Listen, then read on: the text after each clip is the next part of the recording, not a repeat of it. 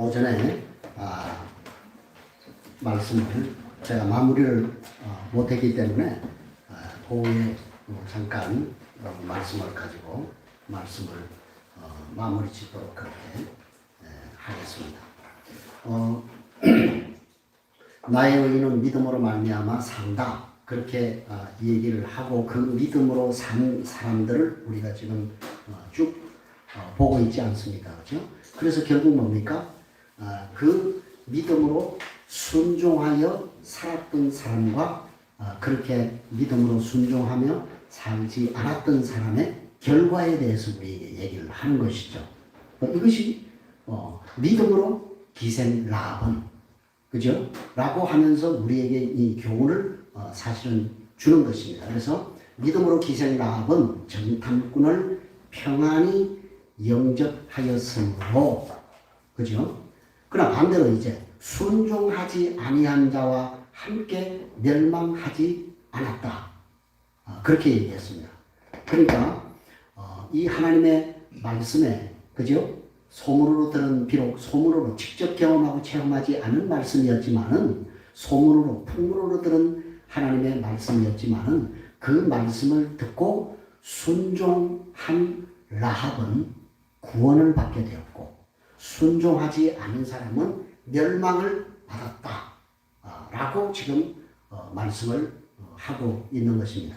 그래서 오전 시간에도 계속해서 이제 연결돼서 하는 얘기지만은 믿음은 그냥 공한 외침이 아니라, 그죠?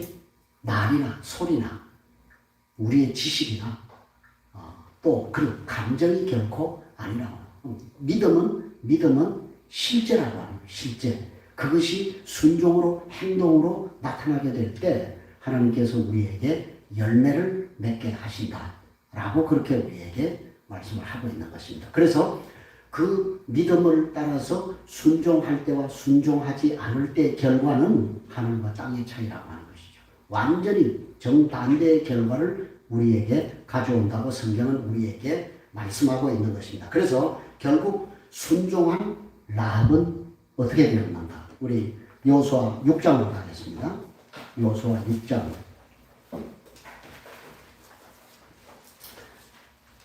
여호수아 6장 25절입니다.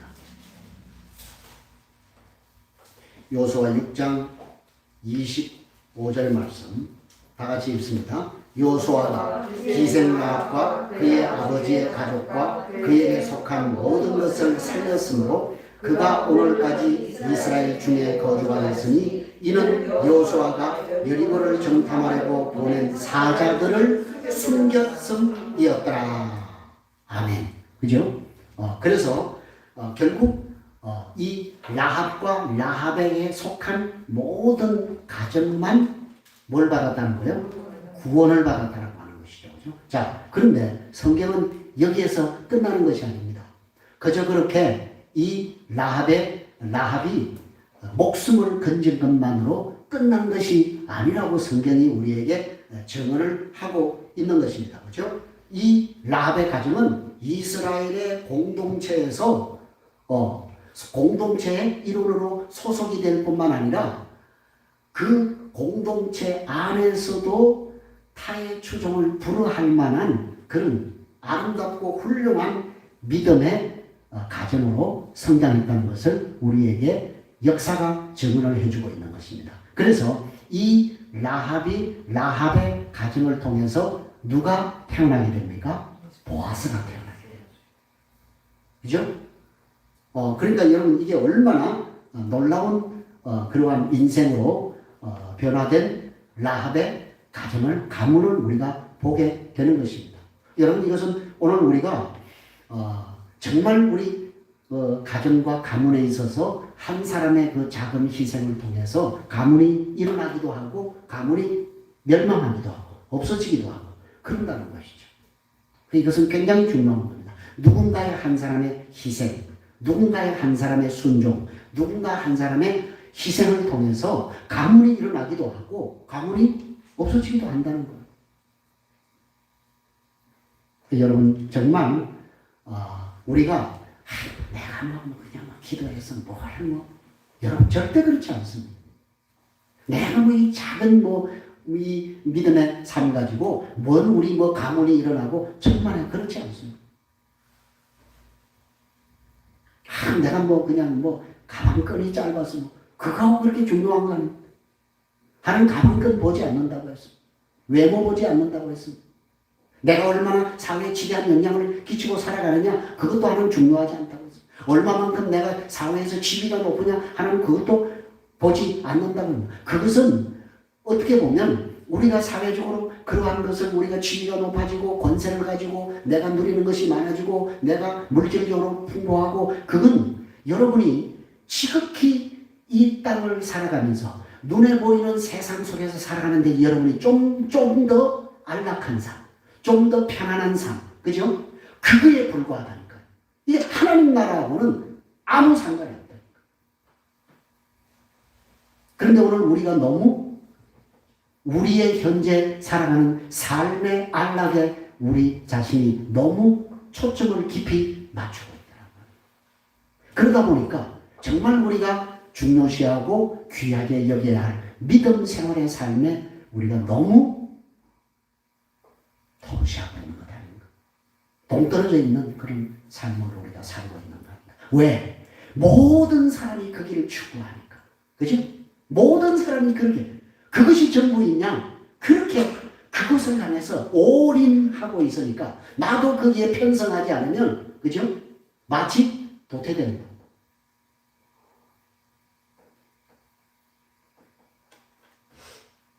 여기에서 오늘 우리 자신의 믿음을 다시 한번 하나님 앞에 우리의 믿음을 점검해 볼 필요가 있다고 하는 것이죠. 그래서 결국 이 믿음의 사람 라합 한 사람을 인하여서 그 라합의 이방인 가정이었음에도 불구하고 이스라엘의 공동체 일원이 될 뿐만 아니라 그 이스라엘 공동체 일원 가운데서도 가장 훌륭한 가문으로 세워질 수 있었다는 것이죠. 그래서 살몬과 라합을 통해서 보아스라고 하는 걸출한 믿음의 사람이 또 거기에서 출생하게 되는 것을 보게 되는 것입니다. 여러분, 보아스가 누구죠? 보아스는 말 그대로 사사시대에, 그죠? 그 암울한 역사에 빛을 비추었던 그런 믿음으로 살았던 사람이 바로 보아스라고 얘기할 수 있지 않습니까? 그죠? 그래서 그 룻기서에 보면 보아스가 나오는데 그 보아스가 사실은 룻과 나오미의 가정을 물론 책임을 져야 할 그러한 이제 책무가 그에게 있긴 합니다만은 보아스보다도 훨씬 더 가까운 룻과 보아스와 가까운 그러한 친척이 있었음에도 불구하고 그 사람이 그 기업 물음을 거절했다고. 그죠? 그래서 신발을 벗었던지 나는 내 기업에 내 가정의 손해 때문에 그 기업 물음에 그 일을 나는 감당할 수가 없다. 이렇게 하고 부끄러움을 그대로 받아들였다고요. 그 친척은. 그러나 보아스는 어떻게 했다고요? 그 당시에 그 기업 물음을 자기가 수용하게 되면 엄청난 경제적인 손실. 거기에 첨부가 되는 거예요. 그러니까 그는 정말 손해를 무릅쓰고, 그죠? 룻과 나오미를 받아들여서 결국 정말 어떻게 보면 그 암울한 시대, 사사시대에 등불이 되는 그런 놀라운 일을 감당했던 사람이 바로 보아스라고 그렇게 얘기할 수가 있는 것입니다. 그 보아스가 바로 누구의 후손이다? 그렇죠. 이 라합의 후손이라고 해요. 얼마나 놀라운 사실입니까? 그 사사시대, 자기의 옳은 소견을 따라 살아가던 그러한 시대. 그래서 이스라엘 백성들조차도 다 변절하고 믿음으로 살기를 기꺼워하지 않던 그러한 시대가 바로 사사시대 아니었습니까? 보아스가 살던 그런 시대가 아니었냐 그 말이에요. 그 시대에 라합은 정말 그 믿음을 보아스에게 승계시켜서 메시아의 족보가 있게 되는 그런 역사적인 인물이 되었다는 사실을 우리가 성경을 통해서 잘 볼 수 있게 되는 것입니다. 그러니까 여러분, 우리가 정말 이 라합이라고 하는 한 사람이 자기가 믿음으로 살기를 선택한 그 선택을 인해서 이렇게 정말 어마어마한 하나님의 영광의 축복을 이제 보너스로 받는 이런 귀한 은총을 하나님께서 라합에게 주신 것입니다. 그러니까 여러분, 오늘 우리가 우리의 입으로 말로만 믿음이라고 하는 말을 하는 것이 아니라 정말 우리가 믿는, 정말 여러분이 그 예수 그리스도에 대한 그 더 나은 본향을 향한 믿음이 정말 여러분에게 있다고 한다면 그 믿음을 붙잡고 우리가 정말 주님이 원하시는 그 선택을 선택해서 믿음으로 그 길을 뚜벅뚜벅 걸어가는 거예요. 걸어가다 보면 하나님께서 우리를 뭐 하신다는 거예요? 축복하신다는 거예요. 그래서 이 라합의 가문은, 라합의 가정은 믿음으로 선택한 하나님의 축복의 결과가 바로 이런 놀라운 메시아의 계보를 잇는 축복으로 결과를 가져오게 되었다는 사실을 보여주는 것입니다. 근데 이게 쉽습니까? 믿음을 선택하는 삶이 쉽습니까? 쉽지 않습니다. 그죠? 그래서 우리가 믿음으로 살려고 그렇게 결정을 할 때 절대 여러분 사단이 우리를 그냥 믿음으로 살도록 그냥 곱게 꽃길을 열어주는 게 아니다. 인생의 탄탄대로를 열어주는 것이 아닙니다. 가시밭길도 우리에게 방해하기도 하고, 그죠?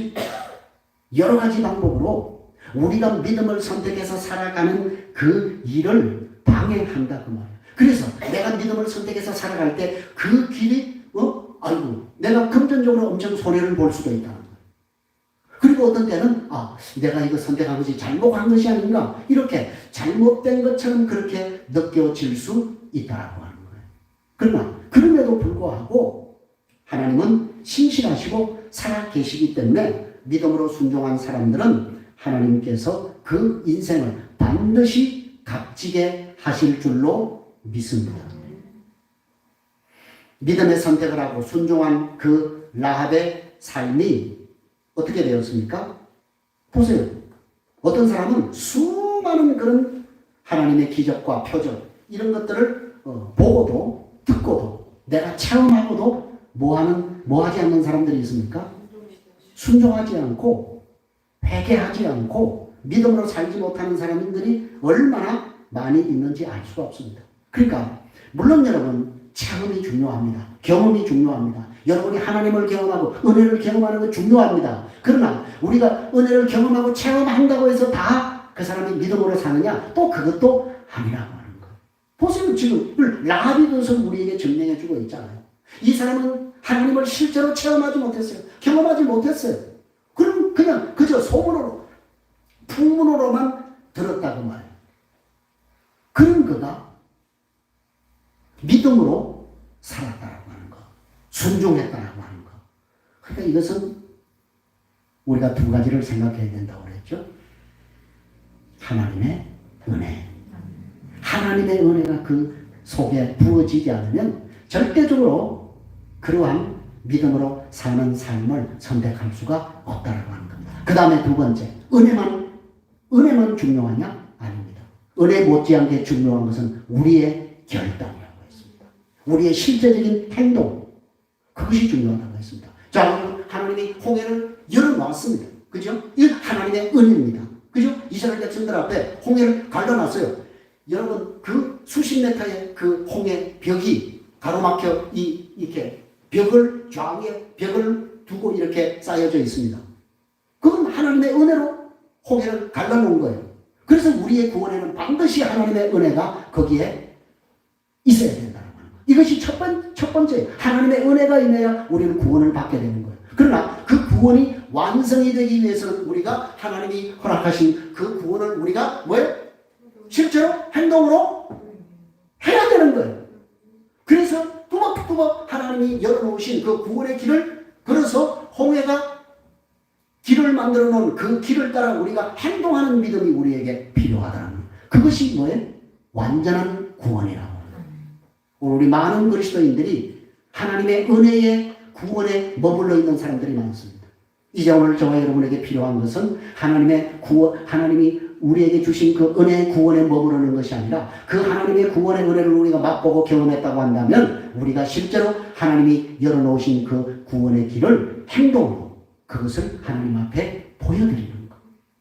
그것을 하나님이 오늘 우리에게 요구하신다고 하는 겁니다. 그래서 라합은 그 소문을 듣고 정말 하나님만이 이 일을 하실 수 있는 거구나. 그래서 우리 여리고는 절대로 이스라엘을 이길 수가 없어. 하나님을 이길 수가 없어. 그래서 내가 살 수 있는 길은 여리고를 선택하는 것이 아니라 상천하지의 하나님이신 하나님을 선택하는 것이야. 그래서 그는 자기의 생명을 걸고 상천하지의 하나님을 선택하는, 생명을 담보하는 믿음의 결정의 행동을 하나님 앞에 보인 거예요.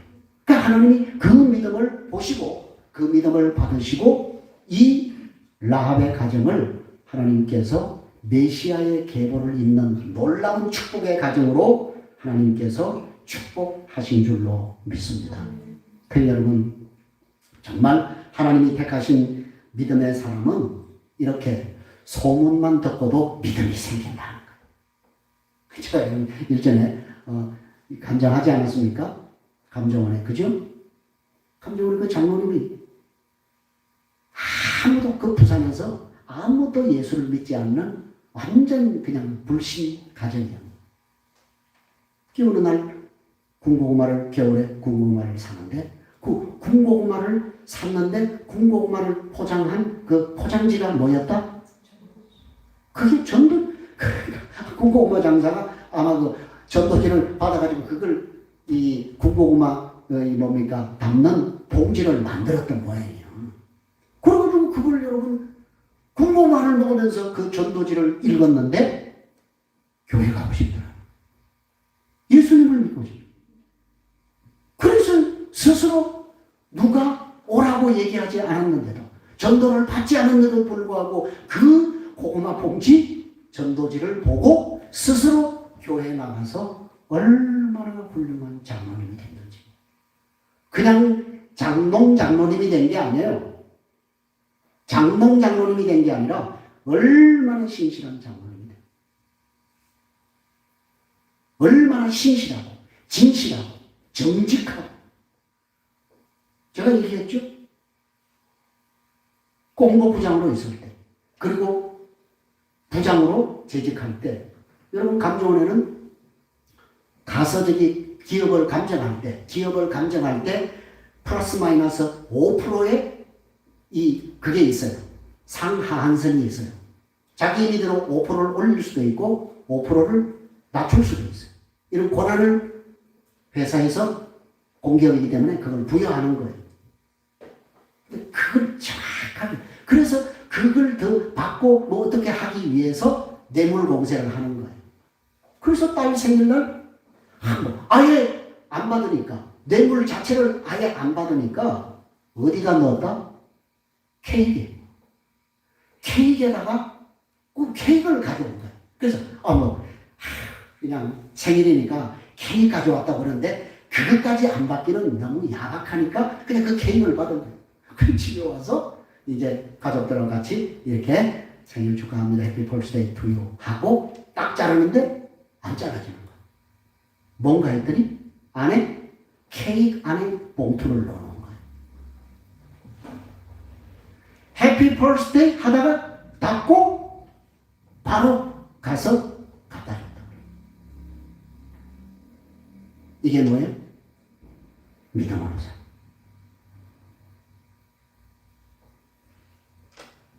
여러분, 우리가 아까 드렸던 그 찬양의 가사와 똑같습니다.